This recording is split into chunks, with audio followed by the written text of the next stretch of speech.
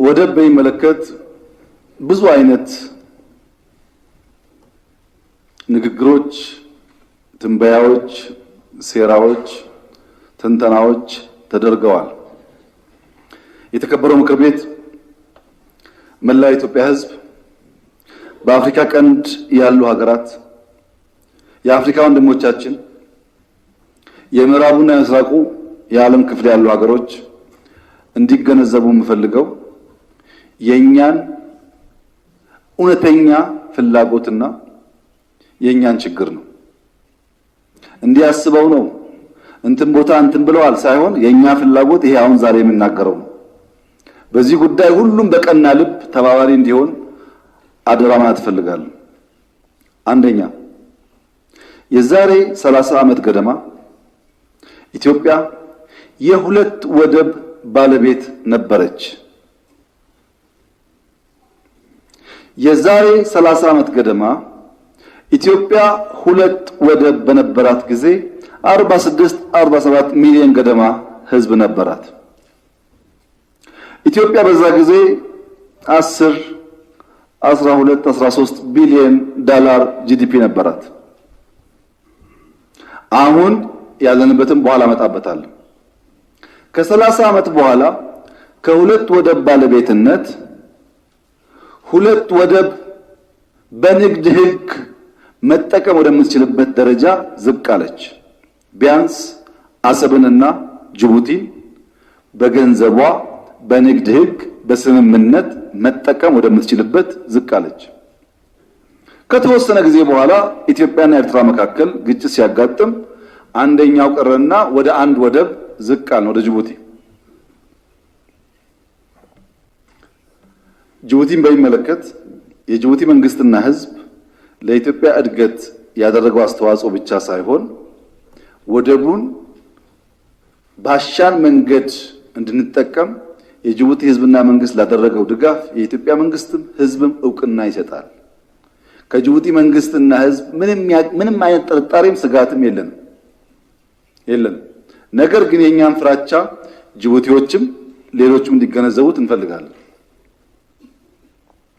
የዚህ አካባቢ ጂኦፖለቲክስ ተበላሸ። ለምሳሌ ትላልቆቹ ሀገራት አንዳንዴ ሲጨቃጨቁ በሚዲያ ሲጣሉ እኛ እንደነግጣለን። ኬንያ እንደኛ ላደነግጥ ትችላለች፣ ታንዛኒያ ላደነግጥ ትችላለች፣ ደቡብ አፍሪካ ላደነግጥ ትችላለች። እኛን የሚያስደነግጠን ምንድነው? አንድ ወደብ ነው ያለን። የጅቡቲ መንግስትና ህዝብና መንግስት ወንድማችን ነው፣ ችግር የለም። ግን ትላልቆቹ ቢጣሉ ጅቡቲ ላይ ካምፕ ስላላቸው ድንገት ቢተዋኮሱ የኛ ቦቴዎች ነዳጅ ሊያመጡ አይችሉም። የጅቡቲ መንግስት እየፈቀደ የጅቡቲ ህዝብ እየፈቀደ እኛም ፍላጎት እያለን በሌሎች ግጭት ምክንያት ለአንድ ሳምንት ነዳጅ ባይኖር አስቡት፣ ማዳበሪያ ካልገባ አስቡት። አንድ ሰሞኑን ከየመን ሚሳኤል ይተኮሳል፣ ዩኤቪ ይተኮሳል ይባላል፣ ሰምታችኋል። በየመንና ጅቡቲ መካከል ያለው ርቀት 28፣ 29፣ 30 ኪሎ ሜትር ነው። የሲዩ ስፋት በጣም ቅርብ ነው። እዛ ያሉ ኃይሎች ወደዚህ ካምፖች ፍለጋ ቢተኩሱ እኛ ወደብ አክሰስ ማድረግ አንችልም። ይሄ የጅቡቲ መንግስት ህዝብ የሚያደርግብን ጫና ሳይሆን የጂኦፖለቲክሱ መሳከርና አንዳንድ ኃይሎች በርቀት መተኮስ በርቀት መግደል አቅም ስለፈጠሩ እኛ ያ ነገር ቢያጋጥም 120 ሚሊዮን ህዝብ ምን እናደርገዋለን? ጭንቀታችን። ምርጫ የለንም፣ ያለን አማራጭ አንድ ነው። ይሄንን ቸል ማለት ጥሩ አይደለም። የኢትዮጵያ ህዝብ እኮ አልሸባብ ሶማሊያን አስቸግሯል አፍርሷ ብሎ ልጆቹን ልኮ እየሞተ እኮ ነው። ኢትዮጵያ ተቸግር ያለው ስትል ወንድም ጎረቤቶች ደግሞ ችግርሽ ምንድነው ለማድመጥ መወያየት ጠቃሚ ይመስለኛል። ለምን ያላችሁ እንደሆነ ባለፉት 20 ዓመታት የኢትዮጵያ ኢምፖርት ኤክስፖርት በ20 እጥፍ ቫልዩ አድጓል። በ20 እጥፍ ፖፑሌሽን 120 ፕላስ ገብቷል።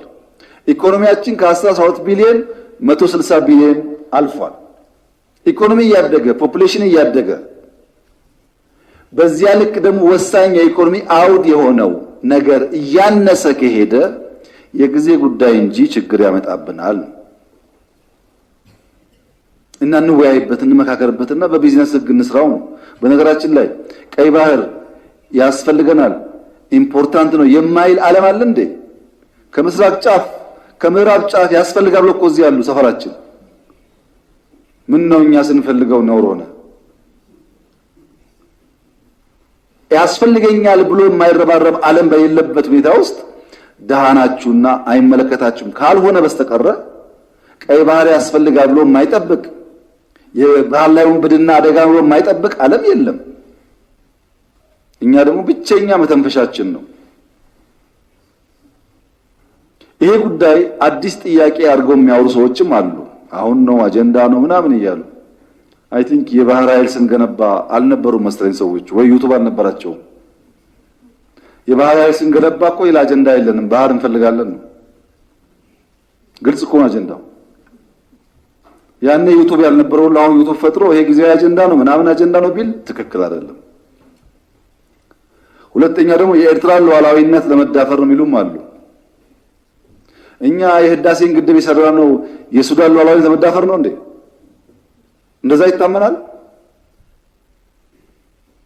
እኛ ህዳሴን ያለማነው ኢነርጂ ለማምረት ውሃውን ለወንድሞቻችን ለክተን አመቱሙ ለመላክ ነው። ህዳሴ ለግብጽም ለሱዳን ለኢትዮጵያም ሲሳይ እንዲሆን ነው የምንፈልገው እንጂ እነሱ እንዲጎዱ አንፈልግም። ቀይ ባህርም እንደዚሁ ማለት ነው። የማንንም ሉዓላዊነት የመንካት ፍላጎት የለንም። ማንንም የመውረር ፍላጎት የለንም። በቢዝነስ ህግ ግን የማያወላዳ ምርጫ እንፈልጋለን። ይሄ ከኛ በላይ መጨነቅ ያለባቸው ወንድሞቻችን ናቸው። ለምን ባለፉት ጥቂት ወራት ከሳውዲ አረቢያ 130 ሺህ የሚጠጉ ኢትዮጵያውያን በህገወጥ መንገድ ይሄዱ መልሰናል። ሰምታችኋል። ሳውዲ መጨነቅ አለባት። ይሄ ጉዳይ ካልተፈታ ግማሽ ሚሊዮን ሊደርስ ይችላል። በጣም ብዙ ህዝብ ነው ያለ። ታንዛኒያ በሺህ የሚቆጠር እስረኛ ተፈቶ መጥቷል። ታንዛኒያ መጨነቅ አለባት። ይሄ ጉዳይ ካልተፈታ በሺህ ሳይሆን በመቶ ሺዎች የሚቆጠር ሰው ሊሄድ ይችላል። ደቡብ አፍሪካ መጨነቅ አለባት። ህገወጥ ሰዎች ይመጡብኛል እያለች ነው። ይሄ ጉዳይ ካልተፈታ በሚሊዮን ሊሄድ ይችላል። ይሄ 120 ሚሊዮን ህዝብ ነው። ከቸገረው ከራበው ነራጅ ከሌለ አይሞት መቼም ይሞክራል። ለምሳሌ 5 ሚሊዮን ኤርትራ፣ 5 ሚሊዮን ጅቡቲ፣ 5 ሚሊዮን ሶማሌ ቢሄድ መሸከም ይቻላል? ከባድ ነው? ቀላል ነው ይሄ ነገር? አይቻልም። እና ወንድሞቻችን በከፋ መንገድ ከማየት ቁጭ ብሎ አጀንዳውን መነጋገር በቢዝነስ ህግ ማየት ጥሩ ነው። እኛ ግጭት አላልንም። ግጭት እንዳይመጣ እንነጋገር ነው ያልነው። ረሃብማ የማያመጣው ጉዳለ እንዴ? ሰው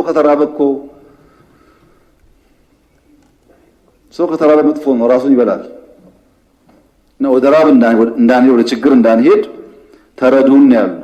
የዓለም መንግስታት የአሜሪካ መንግስት፣ የቻይና መንግስት፣ የአውሮፓ መንግስታት፣ የሚድል ኢስት አረብ ሀገራት መንግስታት፣ የአፍሪካ መንግስታት ኢትዮጵያ ያልተገባ ጥያቄ ከህግ ውጪ ከቢዝነስ ውጪ እናም ሰላም ከሚያረጋግጥ መንገድ ውጪ ጠይቃ ከሆነ ያነጋግሩንና እረፉ ይበሉን እንተዋለን።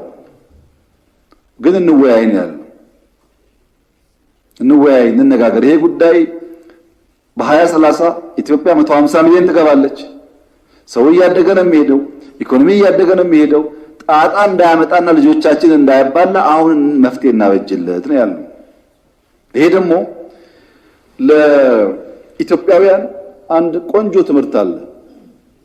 በንጉሱ ዘመን መጨረሻ አካባቢ የኤርትራና የኢትዮጵያ ስምምነት ኮንፌዴሬሽን ነበረ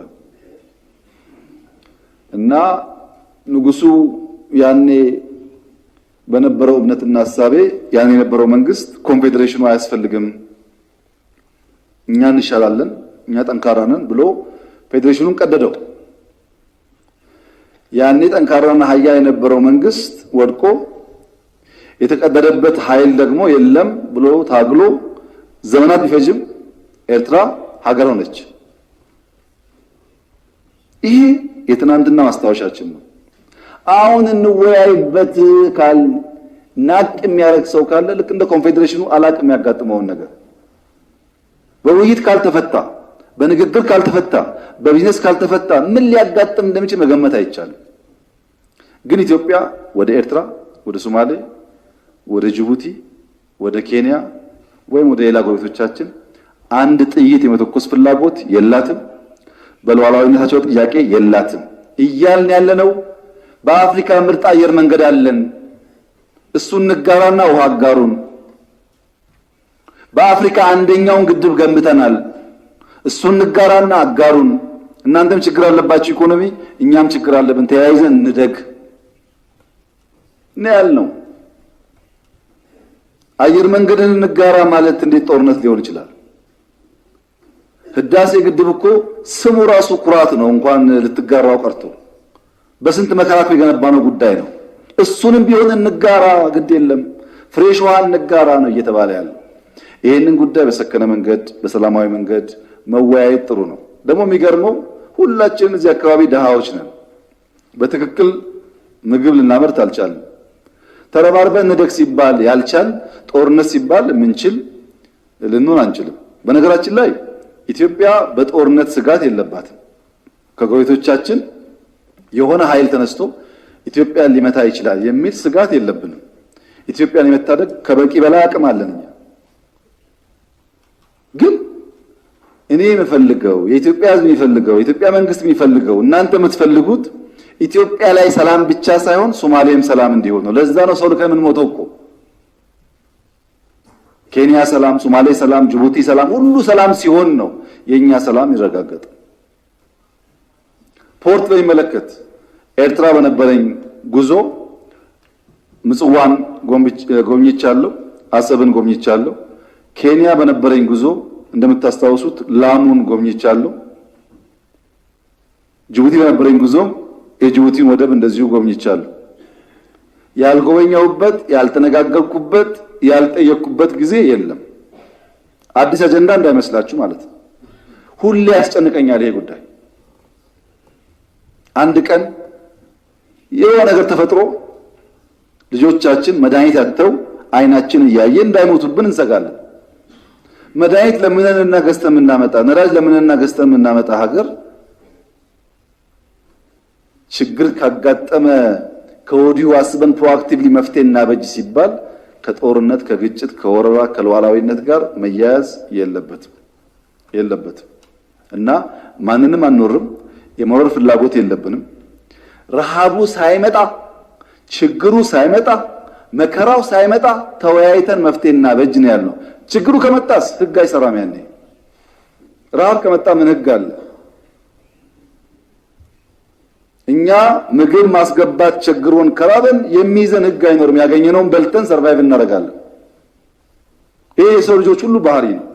ያ ሳይመጣ ግን ቀድሞ መነጋገርና ህጋዊ መፍትሄ ማበጀት ጠቃሚ ይመስለኛል። የዓለም መንግስታትን ከዚህ አንጻር 120 ሚሊዮን ህዝብ ድሃ ሀገር በዚህ ምክንያት ለረሃብ ለችግር እና ለመበተን እንዳይጋለጥ ትርፍ ጠይቀን ከሆነም አስተካክለው በህግ አግባብ መፍትሄ እንድናገኝ ማገዝ አለባቸው። ማራገብ ሳይሆን ማገዝ አለባቸው።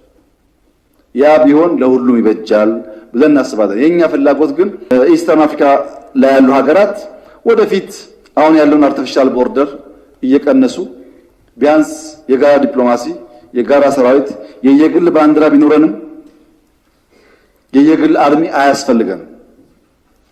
የሶማሌ፣ የኢትዮጵያ፣ የጅቡቲ፣ የኤርትራ ወታደር መቀመጥ ያለበት ኮስታል ላይ ነው፣ በኢንዲያን ኦሽን እና በቀይ ባህር ላይ ነው። እዚህ መሃል ፖሊስ እንዲበቃ ብናደርግ ምናድገው። ለዚህ ትብብር አብሮ ለማድረግ መዘጋጀት፣ ማሰብ፣ መምከር ለሁላችን የሚያስፈልግ ይሆናል። ከዚህ ውጭ ያለው አማራጭ ለጊዜው ይመስለናል እንጂ አያዋጣም እና እኛ የምንፈልገው ሰላም፣ እድገት፣ ብልጽግና፣ የጋራ ውይይት ነው። ይሄን የምታምኑ ወንድሞቻችን በማንኛውም ቦታና ጊዜ በዚህ አጀንዳ ለመነጋገር ዝግጁ ከሆናችሁ በእኛ በኩል ፍላጎታችን ከፍተኛ መሆኑን በዚሁ አጋጣሚ ልገልጽ እፈልጋለሁ። የተከበረው ምክር ቤት ባለፈውም ተወያየ ነው። አሁን ደግሜ የማነሳው የምንወረው የለም፣ የምንወጋው የለም። በጥያቄው ግን አናፍርም።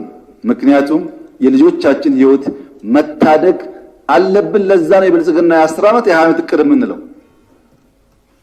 ይህን ጥያቄ ማንሳት እንደ ወንጀል የሚያስቡ ሰዎች ቢያስቡበት ጥሩ ነው። ሁለተኛውና የመጨረሻው ጉዳይ ከወደብ ጋር ተያይዞ አሁን ወደብ ጦርነት ምናምን እያሉ ሴራ የሚተነትኑ ሰዎች ከተቻለ በጽሁፍ ያድርጉት። ምክንያቱም በቪዲዮ እንደዚህ አውርተው በኋላ ነገሩ ሲሳካ በልጆቻቸው ፊት ማፈሪያ እንዳይሆኑ ሰጋለሁ። አመሰግናለሁ።